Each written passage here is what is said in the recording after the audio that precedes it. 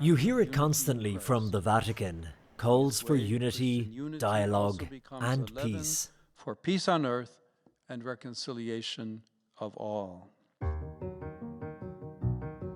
But in reality, how does the Vatican try to broker peace, and who's behind it?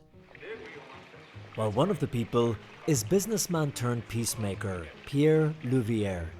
Through his foundation, the Schuman Institute for Economics, Louvrier brings together influential figures from countries in conflict for discreet peace talks hosted inside the Vatican. What the Vatican gives is a shelter, is a protection, where people can talk out of their heart, out of their mind, be creative about how peace can be built in a realistic manner. Without the Vatican, it would be very difficult for some people to talk freely. If we would do that to any other place, any other jurisdiction, they could be at risk. Because of the nature of those who attend, security and discretion has to be paramount, and also meeting in an independent state, Vatican City State, which is officially neutral.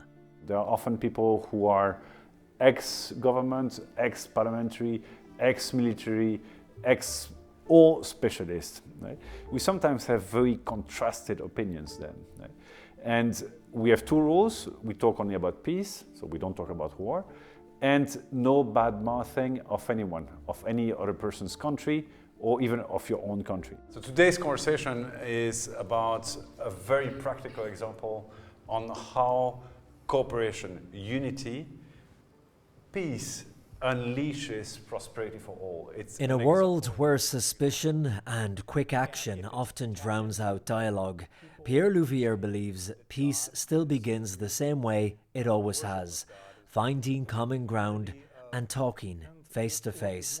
And he believes a faith setting like the Vatican is the perfect place for that to happen.